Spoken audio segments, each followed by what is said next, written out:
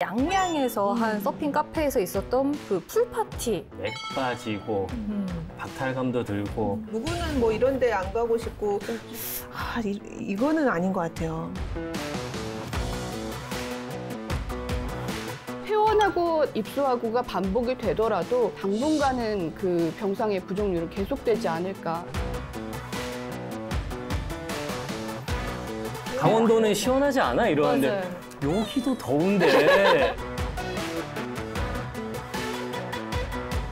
힘 돌더라고요. 잠깐만 나와 있어도 그런데 실외 작업장이나 이런 데서 일하시는 분들은 얼마나 힘들까.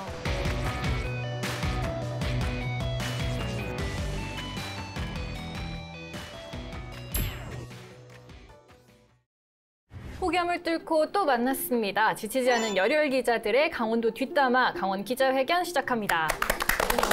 네. 이번 시간에는 우리 꽁꽁국장 한재현 국장님, 그리고 연합뉴스 강원취재본부 박영석 코난 기자님, 그리고 정별린 변호사님 함께합니다.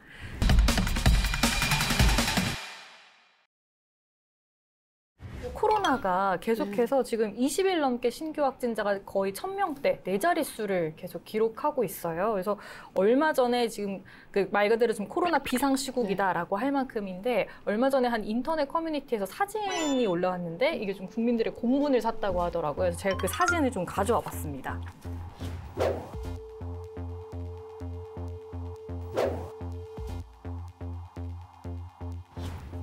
이게 마치 좀 외국 같죠? 코로나 전이겠죠? 코로나 전이면 좋겠는데 어디 뭐 이게 발리 정도 되는 것 같은데? 최근에 양양에서 한 서핑 카페에서 있었던 그 풀파티 현장 사진이라고 합니다. 그래서 사진 좀 자세히 보면 좀 모자이크가 되긴 했지만 마스크를 안 끼고 이렇게 그러네. 좀 모여 있더라고요. 이걸 보고 좀 많은 분들이 좀 분노를 한 것 같습니다. 좀 방역 수칙을 지키고 있는 상황에서 이게 과연 옳은 파티였는가, 행동이었는가, 좀 이런 얘기가 나오더라고요. 좀 보시면서 어떤 생각 드셨어요? 저는 너무한다. 일단 네. 정말 왜 저럴까 네. 생각 들고, 저기서 확진자 나오거나 좀 문제 생기면 정말 철저히 구상권을 행사해서 다시는 본때를 보여주는데 이런 생각이 들더라고요. 이거 좀 네. 너무 하는 거 아닙니까? 누구는 뭐 이런 데 안 가고 싶고, 누구는 마스크 안 쓰고 돌아다니고 싶고, 뭐 다 마음 똑같은 마음인데 이거는 아닌 것 같아요. 정말 맥 빠지고 박탈감도 들고 네. 한심하기도 하고, 지금 뭐 이런 푹푹 찌는 무더위에 방역 인력은 밖에서 그 땡볕에 이렇게 손발이 부르틀 때까지 하시면서 땀을 뻘뻘 흘리면서 그 방역을 위해서 힘을 쓰고 계시고, 또 네. 자영업자들도 거리두기 4단계 때문에 신음하고 있는데 이분들은 그야말로 노마스크 풀파티를 하고 있으니 과연 이런 분들한테도 백신을 놔줘야 되나? 네. 이런 생각도 들더라고요. 진짜 좀 너무 괘씸해서 진짜.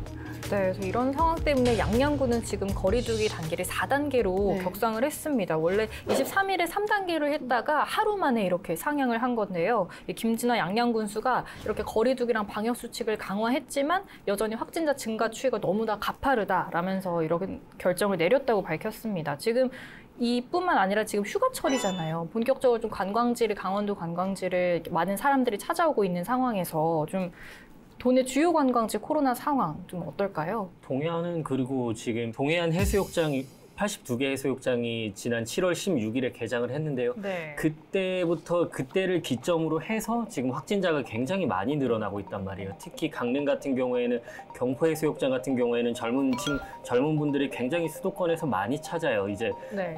다른 시군에 비해서 속초나 강릉 많이 찾는데, 강릉이 이제 갑자기 폭발적으로 늘어나면서 사실 20명, 막 30명 가까이 이렇게 늘어나다 보니까 강릉을 기점으로 해서, 강릉을 중심으로 해서 계속 이제 지금 강원도 내 최근 일주일간 살펴보면은 거의 확진자들의 뭐 7, 80%가 동해안일 정도로 굉장히 많이 발생하고 있고, 그래서 강릉을 또 막아놨더니 네. 강릉을 4단계로 7월 20일부터였나요? 그때부터 막아놨더니 또 이제 양양 가고 속초 가고 이러니까 또 양양이 4단계로 올리고 속초도 또 3단계로 올리고, 뭐 지금 그런 상황인데, 지금 동해안 쪽으로 계속 많이 나타나고 있고, 근데 또 그쪽이 또 만약에 막았을 때 또 다른 시군, 뭐 고성도 있고 또 네. 동해도 있고 삼척도 있고 또 옮겨 붙을 수도 있거든요. 그러니까 이게 지금 아무래도 피서철하고 절대 무관해 보이지는 않고, 또 젊은 층들 위주로 된 걸로 봤을 때는 보통 이제 수도권에서 놀러 와도 이제 바다에서 놀고 뭐 숙소에만 있는 데서 그치지 않고 뭐 또 술집 있는데 근처라든지 번화가 이런 데를 많이 찾기 때문에 실제로 저희가 취재를 해봤을 때도 좀 강릉 지역 이제 확진자들 중에서도 강릉 시민분들 중에서도 젊은 층에 속하는 분들 같은 경우에는 수도권하고 접촉한 분들도 꽤 있다. 네. 수도권 확진자들하고. 그러니까 이게 지금 역학조사라는 게 굉장히 복잡다단해서 이게 정확하게 밝힐 수는 없겠지만 결코 무관하지 않다는 게 지금 어느 정도 보여서 굉장히 동해안 지금 심각하지 않나 하는 생각이 듭니다. 진짜 한쪽을 막으면 또 다른 한쪽에서 계속 터지니까 지금 어떻게 해야 될지 모르겠는데, 그래서 정부가 지금 27일부터인가요? 그때부터 이제 비수도권도 3단계로 일괄 격상을 하겠다고 했잖아요. 그만큼 좀 비수도권 확산이 그 우려하는 수준을 좀 뛰어넘은 것 같은데, 근데 또 보면은 인구 10만 명 이하의 군 지자체 같은 경우는 자율적으로 결정을 하도록 한다고 해요. 그래서 강원도는 그 26일 오전에 이거를 다 3단계 일괄 격상할 건지를 결정한다고는 하던데, 만약에 이 상황이 된다면 좀 어떻게 하는 게 낫다고 좀 생각을 하시는지. 저희 어제, 그러니까 녹화 전날, 지난 일요일 날에 춘천에서도 정말 이게 풍선효과 삐져나오는 그 영향이 눈에 띄게 나타난 게 경기도에 있는 한 재건축 조합 아파트에서 총회를 했는데 춘천으로 원정을 와서 임시총회를 했어요. 당초에는 뭐 90명 정도 올 거다라고 자기네가 계약을 했었다는데 총회 자체의 기준 인원이 여긴 100명이 넘어야 되는 대규모 거여서 100명이 넘게 왔었고, 뭐 거기서 물리적으로 이제 제재를 하면서 약간 경찰들과 충돌도 좀 있었다고 하더라고요. 그리고 이게 도심에 있는 주거지 있는 데에 있는 건물에서의 총회가 열렸기 때문에 주민들도 되게 불안해했었던 상황들이 많이 연출이 됐었대요. 근데 문제는 여기가 이제 정기총회는 법적 활동에 보호가 된다고 하더라고요. 그래서 이건 사적 모임이 아니기 때문에 인원 제한에도 들어가지 않고 과태료도 부과될 수 없다라고 얘기를 이제 저는 들었어요. 그래서 그런 걸 보면 거리두기를 뭐 지역 여기는 인구가 적고 뭐 좀 안전해서 여긴 낮추고 여기는 인구가 많으니까 좀 이게 아니라 좀 일괄적인 정책이 저는 필요하지 않나. 어느 정도 강도 높은 정책이 추진되려면 지금 같은 상황에서는 일단 4단계 유행 상황이라면 낮추기 위해서는 조금 더 전반적인 강도 높은 정책이 필요하지 않을까 생각이 들었어요. 저도 일단 짧고 굵게 가야 된다는 데는 좀 공감을 하고, 어차피 지금 이런 수도권도 애초에 좀 수도권을 4단계로 높였던 거는 그만큼 수도권에서 확진자 수가 워낙 많으니까 짧고 굵게 가자라는 취지로 했던 건데, 지금 비수도권 확진자 비율이 뭐 30% 이상을 넘어가고 계속 증가하는 추세에서는 뭐 어쩔 수 없죠. 사실은 사실 피서철 보면 동해안 시군에서 입장에서 보면은 피서철 경기 회복도 중요하고 뭐 먹고 사는 문제도 달려 있으니까 그것도 중요하고 방역도 또 방역 수칙도 지켜야 되니까 딜레마긴 한데, 아무튼 간에 뭐 이익은 잠깐이지만 또 고통은 오래 가니까 차라리 조금 고통을 좀 짧은 고통을 감내하고서라도 좀 멀리 내다보는 게 낫지 않을까 생각은 해요. 그리고 사실 이거 외에는 속 시원한 해결책도 없어요, 사실. 저도 두 분 의견에는 동의를 하고, 이제 도 차원에서 좀 조율을 할 필요가 있을 것으로 보이는데, 근데 작년도 이제 코로나19하고 작년에 또 비가 엄청 많이 왔잖아요. 그래서 동해안 비 소식 때문에 피서객도 이제 그때는 좀 안 오고, 그래서 지역 상권이 이제 거의 다 죽었고 상인분들 너무 힘들어 하셨는데, 지금 솔솔 또 오시니까 또 좋아하시는 분들도 있으시단 말이에요. 그래서 이 상인들이 극심한 타격을 작년에 입었기 때문에 이런 것도 고려 안 할 수 없다는 여론이 비등비등한 걸로 알고 있어요. 그래서 이제 이 두 문제를 어떻게 균형 있게 조율하느냐가 제일 중요한 문제인 것 같습니다.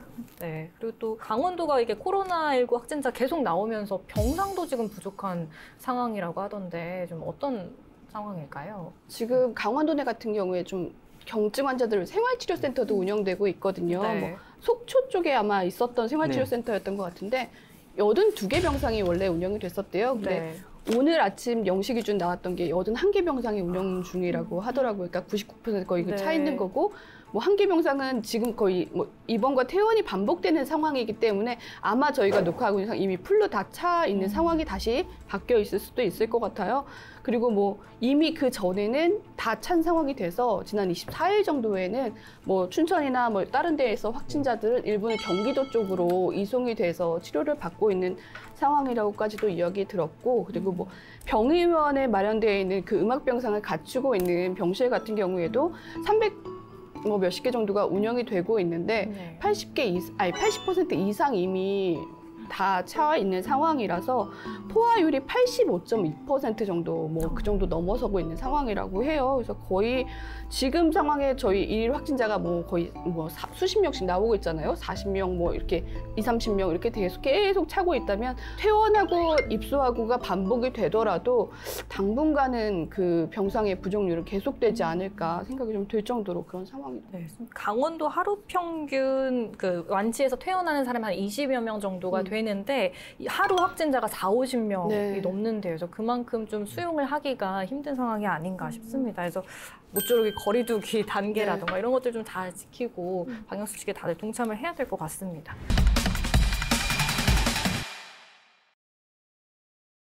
날씨 얘기를 저희가 또 안 할 수가 없죠. 지금 요즘 더워도 너무 지금 잠깐 너무 밖에만 나가도 땀이 줄줄 흐르는데 네. 최근에 법원에서 변압기가 생겼다고. 무슨 일인가요?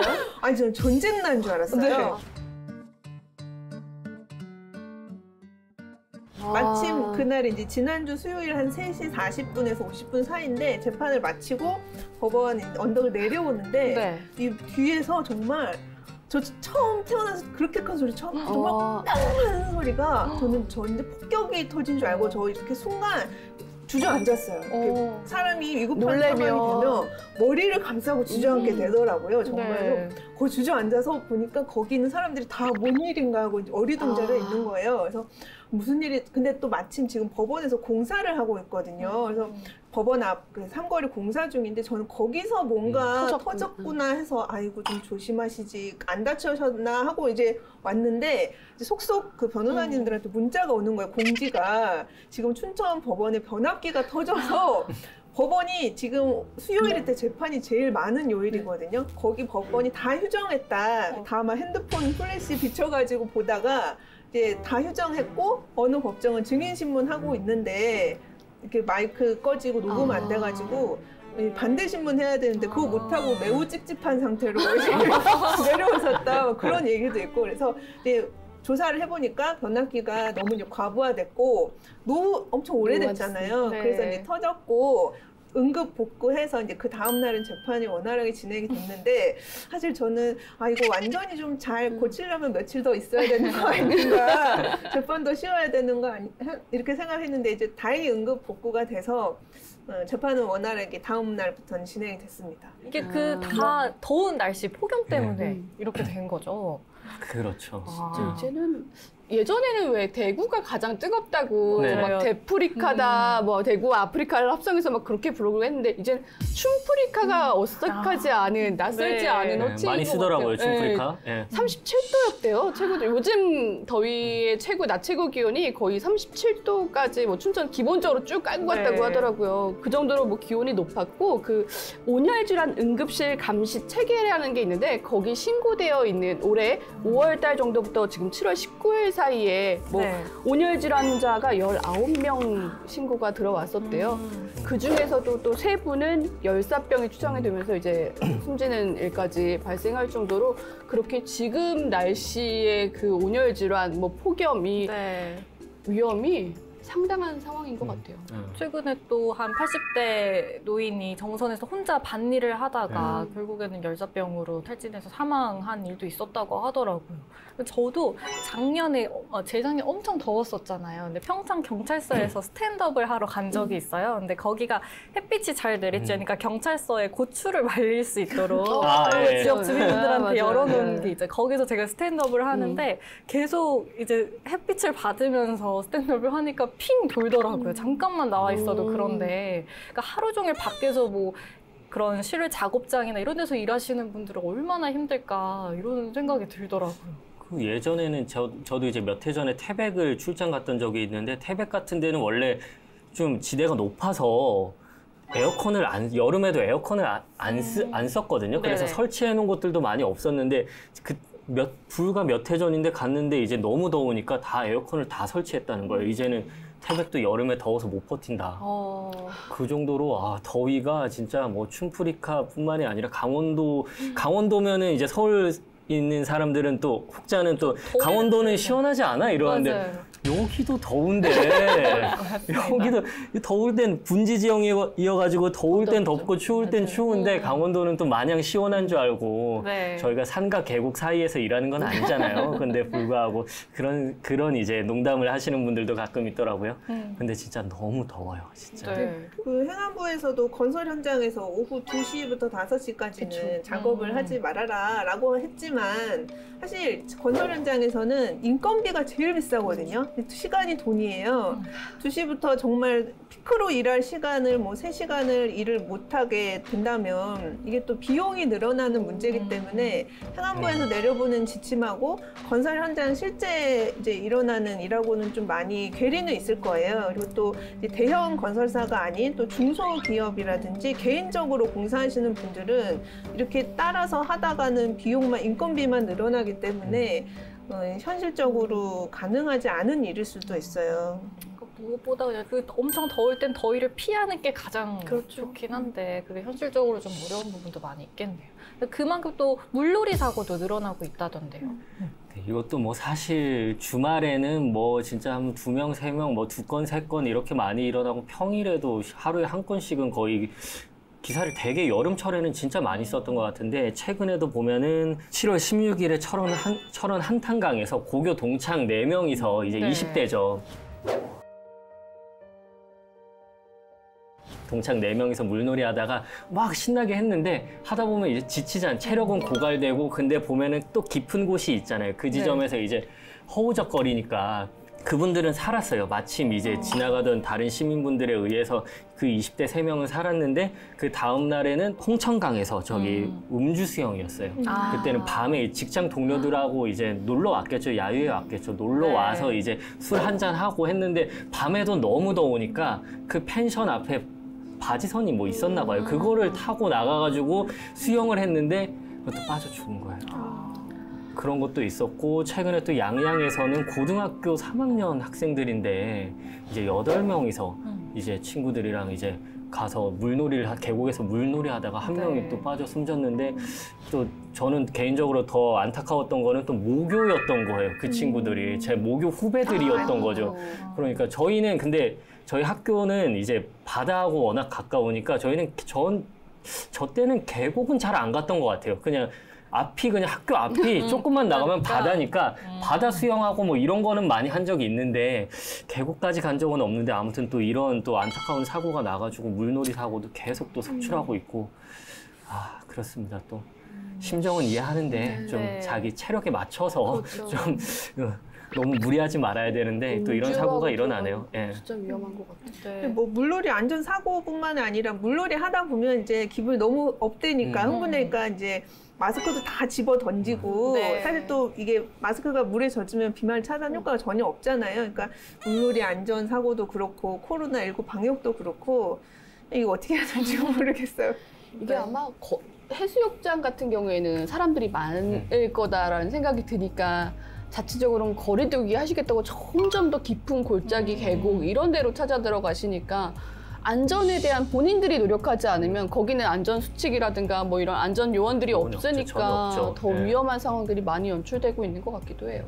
뭐 다슬기 잡으려다가 뭐 그런 사고도 원체 많고 또 물놀이가 계곡 같은 경우에는 바다에 안전요원이 있으니까 조금 나은데 바로 구조될 가능성이 높은데 계곡이나 강 이런 곳 같은 경우에는 갑자기 깊어지는 곳이 있어서 수영 실력만 과신하다가는 진짜 훅 가죠. 그냥 훅 갈 수도 있거든요. 그렇기 때문에 좀 조심해야 되고 뭐 굳이 바다가 아니더라도 계곡이나 강에서 하더라도 거리두기는 지켜야 그래야 좀 안전한 좀 시설을 즐길 수 있지 않을까 하는 생각이 드네요. 네, 그러니까 안전수칙, 방역수칙 다 지키면서 좀 안전한 여름 보내셨으면 좋겠습니다. 속 시원하게 할 말은 하자. 강원도 열혈 기자들이여. 눈치 보지 말고 강원 기자회견으로 모이세요.